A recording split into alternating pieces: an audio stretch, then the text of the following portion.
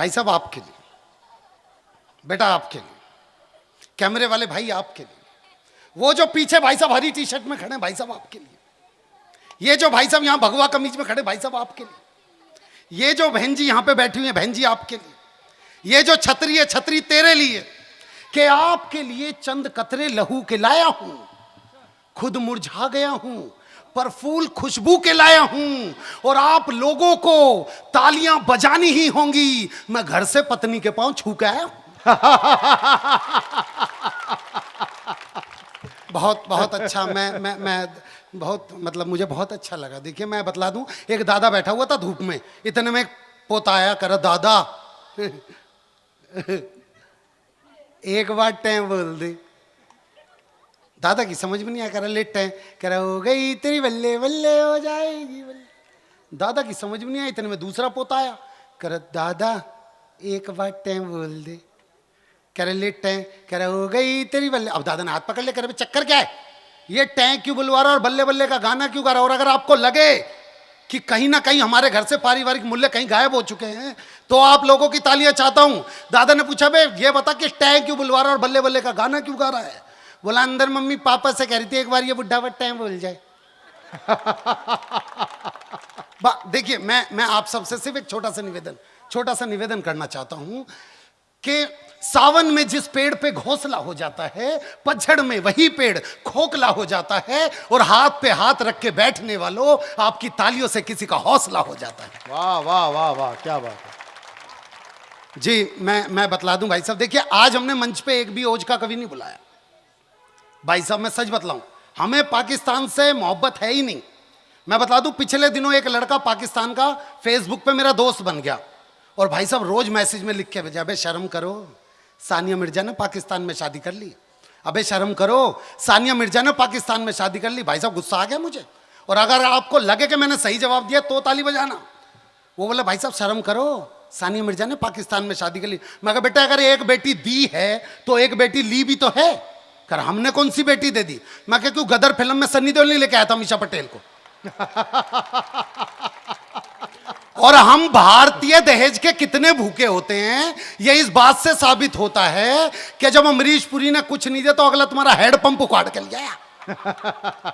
और भगवान का शुक्र करो कि सन्नी देओल गया था, अगर इमरान हाशमी जाता तो। मैं बतला दूं भाई साहब, पाकिस्तान को खत्म करने के लिए भारत में सिर्फ और सिर्फ एक व्यक्ति, राहुल गांधी। अब आप पूछोगे कैसे, जिसने 32 साल पुरानी बसपा उखाड़ दी, 24 साल पुरानी सपा उखाड़ दी, कांग्रेस खुद की 125 साल पुरानी उखाड़ दी, फिर पाकिस्तान तो सिर्फ 70 साल पुराना भाई साहब। मैं सच बतला रहा हूं आपको। और आजकल तो उसका नाम पप्पू रख दिया भाई साहब। एक मां ने अपने सीधे साधे बेटे से बोला कि तेरी बहू 6 महीने से पीहर में है, जाके उसे लेके क्यों नहीं आता। कह रहे ठीक है मम्मी। अब भाई साहब ससुराल पहुंचा तो कुएं के पास 6-7 सालियां खड़ी थी। सालियों को पता था कि जीजा जी का दिमाग थोड़ा सा कम है। बोली जीजा जी नमस्ते। बोला नमस्ते। कह रहे जीजा जी क्या करने आए हो। कह रहे अपनी बहू लेने आया हूं। कह रहे आपको नहीं पता। कहता के कर वो तो विधवा होगी। पट्टा वहीं से घर के लिए वापसी हो लिया। घर पे मां इंतजार कर रही थी। मां ने पूछा भाई तू तो बहू लेने गया था। बोला मम्मी तुझे नहीं पता। किरके कर वो तो विधवा। बोली बेवकूफ तेरे रहते वो विधवा कैसे हो जाएगी। बोला क्यों मां मेरे रहते तू विधवा ना। बोले अरे बेवकूफ मैं तो तब विधवा हुई थी जब तेरा बाप मर गया था। बोला हो सके उसका भी बाप मर गया हो। ये महिलाएं भाई साहब मैं बतला दूं, एक बार एक मंच पे मैं बहुत अच्छे तरीके से पढ़ रहा, मैंने मंच पे कविता सुनाई, चुटकुला सुनाया, मुक्तक सुनाया, हर तरीके का प्रपंच किया, पर महिला ताली बजा के ना दे। मैं आखिर में जाके उनके पैरों के पास खड़ा हो बोला माता कोई गलती हो गई है तो बताइए, आप ताली क्यों नहीं बजा रही। बोली तेरी शक्ल मेरी सास से मिले। भाई साहब मैं सच बतला रहा हूं, ये महिलाएं होती हैं। हरिद्वार की तरफ 2 बसें जा रही थी, आगे वाली बस में सारी सास, पीछे वाली बस में सारी बहुएं। सास वाली बस खाई में गिर गई। तो बहू वाली बस में एक बहू ने रो रो के, हो मेरी सास, हो मेरी सास। सबने पूछा, ओहो तू तो बहुत प्यार करती थी। कह रही ना, मेरी वाली तो आई ना। तो स्थितियां भाई साहब मैं बतला रहा हूं आपको, हम लोग स्थितियों से उलझे पड़े हैं। ये लड़के जो जितने भी बैठे पड़े हैं आपके, ये रात के 10 बजे अपनी गर्लफ्रेंड के पास फोन करते हैं भाई साहब, और इनकी आवाज ऐसी होती है, घर में मम्मी पापा के पास भी आवाज नहीं जाती। हेलो। अब लड़की को तो पता नहीं है ना लड़का किस टेम्परेचर मोड पे। हाँ हेलो, क्या कर रही है? कह रही खाना खा रही हूं। खाने में क्या खा रही है? कह रहे बेवकूफ, तू ये जान के क्या कर लेगा मैं खाने में क्या खा रही हूं? कभी कोई जनरल नॉलेज की बात कर ले। बोला अच्छा जनरल नॉलेज की बात, when you insured your vehicle from the company and you don't take claim in a whole year, so company provided 20% no claim bonus. It is increases after every year. After 1 year 20%, after year 25%, after year 35%, after 4 year 40%, and the last will be 50%. It will be remain 50% till then you don't take claim. You can transfer your NCV old vehicle to new vehicle, but before it you have to sell vehicle and make it a liability policy. लड़की, खिचड़ी खा रही हूं आम के अचार के साथ। मैं बतला रहा हूं भाई साहब, ये महिलाएं होती हैं। एक घने शहर की छोरी ठेठ गांव में बह गई, ऐसे गांव में जहां के लोगों ने कोलगेट भी नहीं देखी थी। अगली सुबह कोलगेट कर रही तो मुंह से झाग निकलते देख के देवर को लगा भाभी को सांप ने काट लिया। बोला भाभी, तो भाभी ने कोलगेट दिखला दी। पट्टे ने कोलगेट खोली, आधे से ज्यादा कोलगेट खा गया। भाभी ने गुस्से में थप्पड़ मार दिया। वो गया खेतों में भाई के पास, भैया भाभी ने मुझे नेक्स्ट सी चीज के लिए बहुत मारा। घर पे आया, कर बताओ वो कौन सी चीज जिसके लिए तुमने मेरे भाई पे हाथ उठाया? उसने भाई साहब कोलगेट दी। पट्टे ने कोलगेट खोली, खाई, अपने ही भाई का थप्पड़ मार कर। जो चीज रोटी के साथ खाने वाली है, रूखी खाएगा। नहीं नहीं, आप जब तक ताली नहीं बजाओगे मैं यहीं पे रहूंगा भाई साहब। और मैं समझ चुका हूं कि आप लोग ताली क्यों नहीं बजा रहे।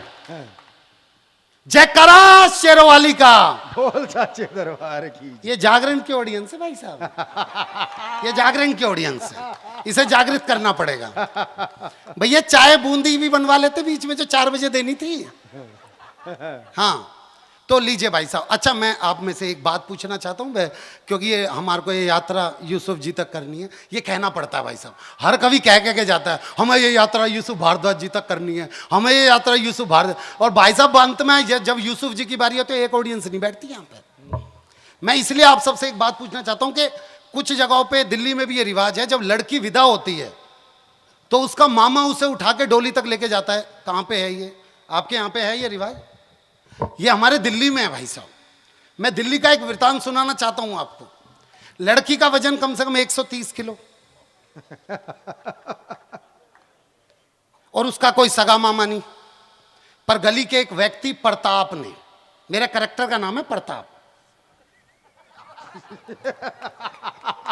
गली के एक व्यक्ति ने जो कि 40 किलो का है, उस लड़की के बाप से 2 लाख रुपए ब्याज पे ले रखे।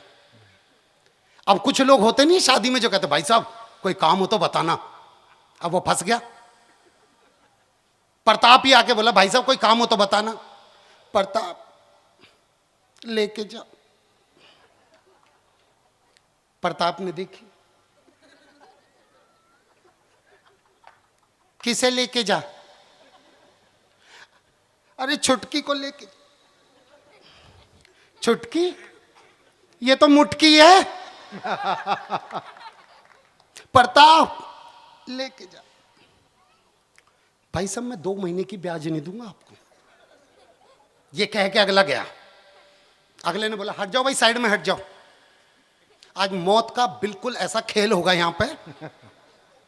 उसने जैसे ही लड़की को उठाया, भाई साहब रीढ़ की हड्डी में हल्का सा दर्द हुआ अगले को, पर वो हिम्मत नहीं हारा। और भाई साहब घर का आंगन भी कितना बड़ा, यहां से लेके जितनी दूर में वो लास्ट वाले भाई साहब खड़े, और बाहर गाड़ी खड़ी है जिसमें लड़की को बैठाना है। अब उसने लड़की को उठाया, आधे रास्ते तक लेके ही पहुंचा था कि लड़की के अंदर मां की ममता जगी। वो गोदी छोड़ के फिर दोबारा भाग के गए। लड़की का बाप प्रताप लेके आ। प्रताप लेके आ मतलब यहां आधे रास्ते तक ले तो आया था भाई साहब, आपने देखा था, कोठारी जी देखा था आपने, मैं बीच रास्ते तक लेके भी आ गया था। प्रताप लेके आ। प्रताप फिर से मैं 3 महीने की ब्याज नहीं दूंगा आपकी। वो फिर दोबारा गया, अब की बार उसने फिर लड़की उठाई, पर लड़की की बड़ी बहन जो 150 किलो की थी, जब वो उसे गोदी में उठाने लगे तो बड़ी बहन ने अपना हाथ अपनी बहन के हाथ पे रखा और उसे बोलते हुए जा रही है, और उस 150 किलो की बहन का हाथ का बोझ भी प्रताप के कंधे पे ही, और बोलते हुए जा रही है, देख सास से ना तमीज से बात करनी है, ससुर का सम्मान करना है, देवर से प्यार करना। बोला तू लिख के दे दे, मैं गाड़ी में दे दूंगा। वो लेके निकलने लग गया। भाई साहब आप तालियां बहुत कमजोर बजा रहे हो भाई साहब, मैं सच बतलाऊं। वो लेके निकलने लग गया, इतने में दूसरी छोटी बहन आई, वो 130 किलो की थी। बोली बहन यो मेकअप की किट तो ले जा, वरना जीजा जी पहचानेंगे कैसे। यानी कि 130 किलो की वो 5 किलो की मेकअप की किट। अगला फिर चलने लग गया। आगे चलने को हुआ ही था, बगल में बाप खड़ा हुआ था। बोला हो मेरी फूल सी बच्ची। बोला तेरी फूल सी बच्ची ने ना मेरे फूल चुगने वाले काम कर रखे, इसे गोदी में लेके देखा। उसे आगे लेके निकला भाई साहब, थोड़ा सा आगे लेके निकला ही था कि इतने में उसका भाई आया भाग के। बोला दीदी, ओ दीदी अब मैं किसके संग लड़ूंगा। बोला इधर सुन, ओ दीदी के भाई इधर सुन, ये सोच के मेरे बाद मेरे बच्चों को कौन पालेगा, कसम खा यहीं पे ही तू मेरे बच्चों को पालेगा, कसम खा। वो चलने लग गया भाई साहब, थोड़ा सा आगे बढ़ा था कि इतने में बुआ आई पैरों में गिर के, कह रही नाले जान दू, अरे मर जाऊंगी नाले जान दू। बोला अगर यो हाथ से छूट गई तो सच में मर जाएगी। भाई साहब साइड में खड़ी होगी बुआ।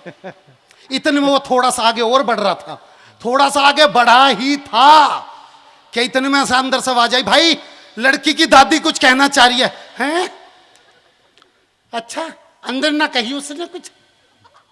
अब लड़की की दादी आई भाई साहब, लड़की की दादी जब बगल में आई तो लड़की की दादी की सांस, क्या कह रही है ये भैया। लड़की की दादी की सांस फूल रही है, सांस फूल रही है। कह रहा किसी की सांस उकड़ भी रही है, ये भी देख लो। क्या कह रही है, कह रही बेटी घर में खुश रखियो, ठीक है ना, और मेरी फूल सी मेरी चिड़िया सी बच्ची उड़ के जा रही है, मेरी चिड़िया उड़ गई। बोला तेरी चिड़िया उड़ रही है पर किसी के तोते भी उड़ा रही है। अब भाई साहब आगे बढ़ा, जैसे ही उसे सामने घर के सामने कार खड़ी हुई दिखी, वो कार के पास जैसे ही गया, कार वाला बोला जी यो वाली कार नहीं है, 4 कार छोड़ के। वो उस 4 वाले कार के पास पहुंचा किसी तरीके से लेके, और वो जब उसके पास लेके पहुंचा, वो बोला भाई दरवाजा खोल कर, यो वाला खराब है उस तरफ से लेके आओ। अब वो उस तरफ लेके पहुंचा, जैसे ही वो पहुंच रहा था उधर से एक बंदा बोला भाई साहब पीछे हो जाओ। बोला क्यों, कह रहा भाई साहब यहां से गाय आ रही है। बोल गाय को बोल यहां से भैंस आ रही है।